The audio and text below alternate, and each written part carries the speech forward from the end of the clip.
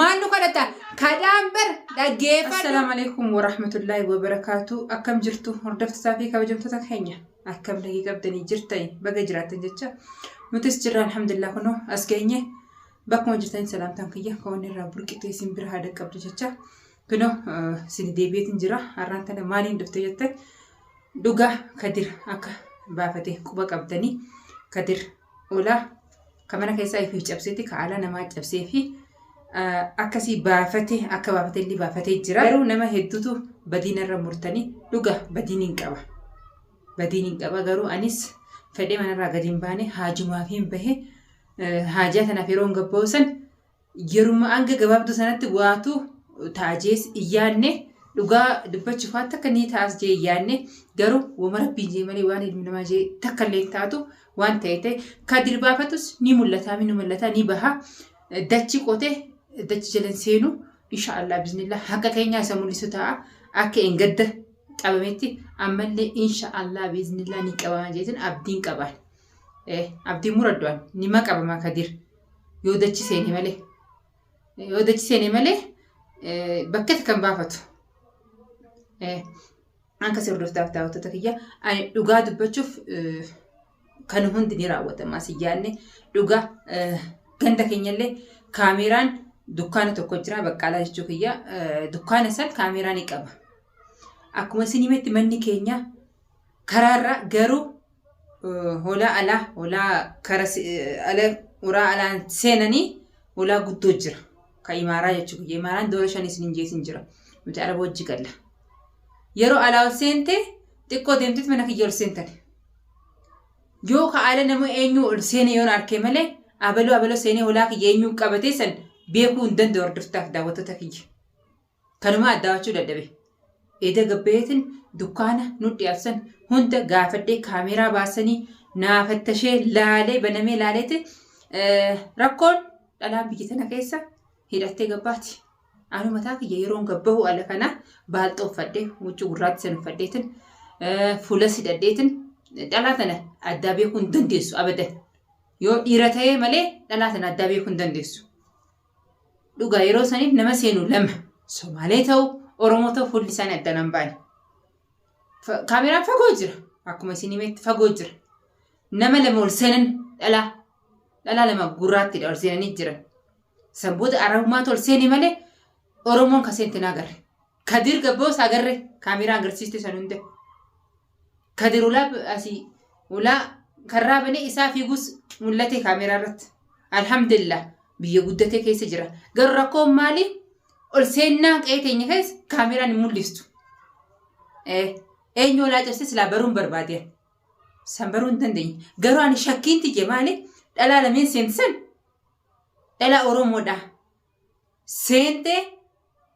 seente arabnis dubaa seene dhalaan isaanis xiqqoo dhaabbateetuma kaatee deebite gabbaate seenteetuma xiqquma ta'iseetuma kutte arabni meeqaatu nu gubbaa galaasin jeetin jira olii gaddeema kamii tol seenee addaa beekuu hin danda'u Allah waalam rabbumaa beeka garuu akka cabeetti illee cabe rakkoon tiyyeeksilaa manni keenya akka ulaan alaa san silaa jiraachuu baate ulaan kaarraa san jiraachuu baate ulaa keenya qofaa silaa ta'e shaararraa akka gallu sanitti ulaa keenya qofaa silaa ta'e ni mul'ata eenyu ulaa qabatee ni mul'ata garuu maaliin godha inshaallah garuu abbaan fedhe cabsus haaqni ni baha ni turaa malee ni baha an duraanuu shakkiin tiyya muluu kaara jeetin jira hordoftaaf daawwattoota kiyya qalbii tiyya isuma sanii qaxab jettee jirti namni biraa shira kana yaadus hin hojjetus amma dura maan godhamin gurbaan kun torbaan dabre mana kana keessa jira maaliif shirri kun yaadamin amma silaa baafate jeetin viidiyoo gadhiise na dura xiqqoo dhaabbatee kunoo ka gammachuu gadhiise alhamdulillah bee jecha dhaadachaa ol bee kana hunda nama adduba jira namni sanuu muluu kaadhaa jeetin yaada qaba nama biraa miti garuu balleesse ani inni si yaanne dogongora kiyya namni dogongoree hin jiru dogongoree anis dhimma kiyyaa jaafiyyaa hin gabbehe kana hunda ni taas laa beeke maana dhakumaamii akka fedhe on ta'e mana kanarraa hin socho garuu dabballeesse dogongora anaaf bareeda sababa kanaa wallolle balleessaan tiyyaniin beekaan isaa akka baltaate garuu tiyyaanne silaa yaadde silaa kana hundaa dhufaa beeke niyuun gadi boo mana kanarra garuu waan taate kadir baafatee kadir nima qabama ammas bakkee takkan dhaqu arra namaa dhufee ulaa cabsee fi mana kanaa kutee numa qabamaa borus haqni keenya nima baha inshaallah biznillah nu duraan rabbi tokkolannee jirra haqni keenya ni baha alhamdulillah garuu rabbi badii irraa oltee jiraan ani akkanitti yaadee olitti sila amma yaade amma eega waan kun raawwatameen taayitiin akkasitti yaade sila badii hedduu waan hedduu sila waan raawwatamu rabbi narraa qabe alhamdulillah rabbil alamin galanni rabbi kiyyaaf haageewu sila midhaa ilmaan kiyyarra geesseewu sila waan meeqa balleesseewu kana hunda eegan gattaa as gabbaa'ee yaade duraan kana hunda yaadne kana hunda dhufaa jee yaadne dhugaa ilma namaati ilmi namaan dogongora alaa kulli haal rabbiin hamtu oolche inshaallah numaatu hammeenya hin qabne namaaf hammeenya yaannee fi rabbiinis akkas hamtu nurraa oolche hordoftaaf daawwattota keenya wallahi du'aa keessanis akkasumatti du'aa keessanis nu ciraa jiraafi mee arraan tana muluka sila akkanti ka'eetti kalee baharii qabee karaarraa deebisee garuu inshaallah bismillah mulukaa malee nam tokko kana ni hojjetanii raawwata jee inaaman amma ittiin bilbilaame bilbila kiyya yoo kaaste ni yoo kaastu bilbila kiyya itti bilbilaatiin jira egareefo yoo kaaste mee waan isin jettu numal dhageenyaa faansiitiin hedduu na ajaa'ibsu jira dubbiin tun kaanirraa bune inshaallah kana xumurree gisee jennus ka biraan nu dhufa kayruma rabbi haa godhu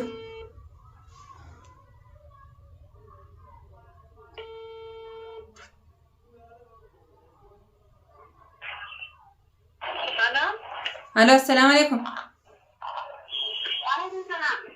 Muluka. Bilbila kaasuma didda eega ganama si bilbilu jira na fatiyaadha. Maal barbaaddaa maal bilbila kiyya kaas didda?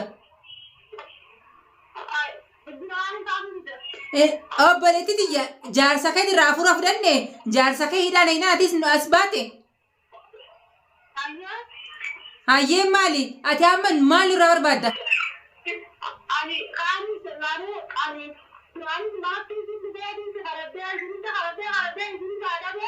Maal nu kadhatta? Kadhaan bar dhaggeeffadhu. Kadhaan akkuma gaafattu ani jaarsa kee irraa qabi jeesi kadhadheessan kadhaan tokkuma. Si galee?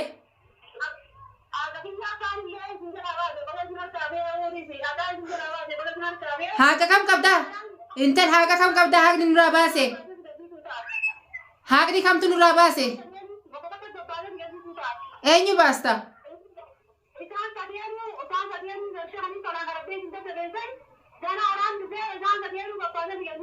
Ni baasta yeroo ati isaan baasisan biyya tana sumaa qabaa'u akkasitti jeenummaati nu garsiiste jechuudha. Garuu Kadir namni tokko ka mana kiyyas beekuun jiru siituu ummata kana hojii jira mana kiyyallee sii garsiise qulfii alaa cabsitanii gurbaa kanallee baafachiistan si galee?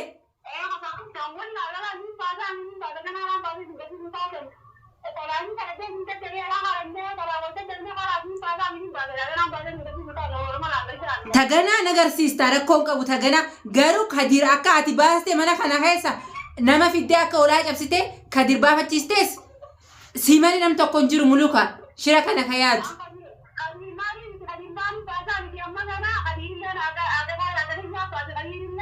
Haqa kee maaltu as haqa kam qabda?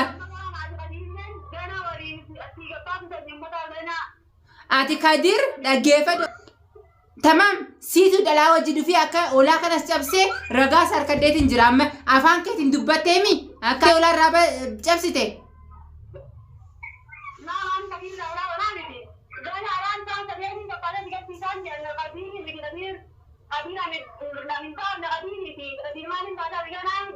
Si baase muluka si baase ragaan harkaa qabaane dhaggeeffadhu si baase Kadir si fedhalaa takka hojii dhuftaniiti ol seentanii qe'eetiin ol seenuu keessan kaameraan gandaa baasee jira dhaggeeffadhu.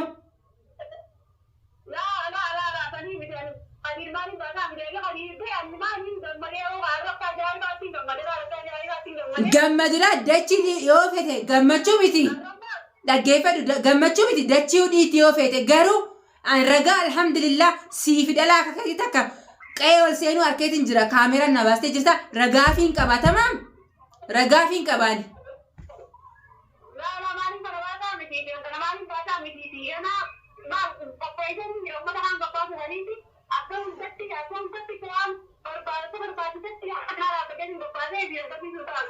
Baasiiti muluka ummata san ati dhuguma ummata san baasi akkasiin harka si kan naannoo dandeettii san qabaattu mi'aatummaan agarsiisi ummata si dubaa taa'ee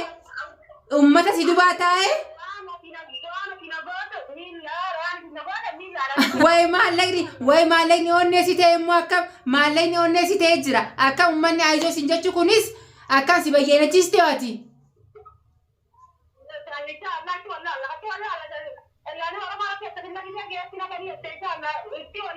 Akkasuma itti wallaalla anaafaatiitu magaalaa tana keessa jiraata tamam takkaa jiraata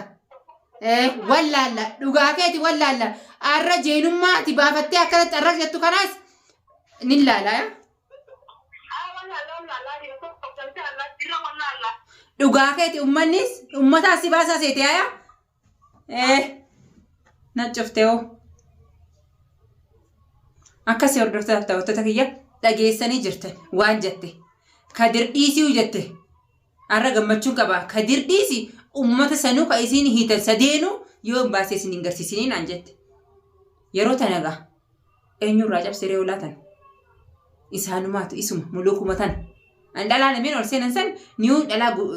gurraatti haa ta'an malee Somaalee taanis Oromoo taanis hin beekne garuwaan Arabarraa addaan beektan nama keenya beekeetiin jira dhiyeessee kaameraan akkasii dhiyeessee naa mul'isuu dhabus kinoo shakkiitti yaa zaahir dhugaa taatee jirti har'aan tan mullukaan kadir boonsaa gammachuun qaba kadiraan hin baasne jetti gammachuun qaba ka kadir dhiisii jette laaftuudha ummata hidhaa jirutti baasee sin sigarsaa jette dhaadatte har'a baga dhaadatte mullukaan gaa dhugaadha maalleen nama dammeessanii dammeeyte har'a dhugaa keeti maalleen si dammeeyse immoo hirribaa si kaase dinququu anaafati wal beennaa duraanuu ati illaan waan akkas callistee usee teessuuf waa hedduu si keessa jira dhama'ummaa sanarra sirraa hiikan akka maallaqaan ayyaanaaf si wal harkaaya dhugaa keetii har'a xarraq jiire maalleen akka fedhe nama godha. Hordoftaaf daawwattoota kiyya mulluukaadha afaanuu barsiise maalleen numa jabaa kabajaan hin jirtu ammaan tana kabajaan kalaas nama kabajuun kabajaatu akka nu godhu jira nama kabajuu keenyaatu dila kana nu miidhuu jira. Hordoftaaf daawwattoota kiyya dhageessanii jirtanii garuu ani waa hunda kayrumaa fi numaan jaa waan kayrii qabus hatta kayrillee yoo qabaatu baattes rabbiin kayrumaa haa godhu muluukaa waan jettan dhageessanii dhaadannaa malee dhaadachuu jirti garuu haa dhaadattu har'as borus haa dhaadattu dhugaa akka isin jettutti uummata isanis baasuu dandeenyan haa baastu dhugaa maallaqaatu onneetti horuu jiraayisi garuu waan akkas fiduu hin dandeessu waan akka fiduu hin dandeessu ani amma asirratti akkana jeetin isin dhaadannollee godhuun barbaadu maaliif waan dhaadatan takka hin beeku afaan hin dhaadachuu waan hin godhu takka godhuun beeka kanuma alhamdulillah garuu waan hin barbaadu duraanuu shakkuutti hin jira ragaa naa taatee jirti ifiif ragaa taatee jirti ifiif haqa baastee jirti. Kakadir sindibin jettee kakadir akka basiita tokko laaltee kadirii miti uummata sanii baasuuf hin taanaan jette sadeenu yeroo tana kadiris harka keessaa qabdi kadir bawraa sisiisu harka keessaa qaba alaa kullaal akkanallee hin jiru afaanumas waa jechuun barbaadu waa hundaafu inshallah viidiyootti irratti waliin agarraa jechuu kiyya murteetti jedhes murteeffadheetiin jira anaaf muluuka akka gaanjaa hanga viidiyoo aanutti isinii dhufu. Anggasu, assalamualaikum warahmatullahi wabarakatuh.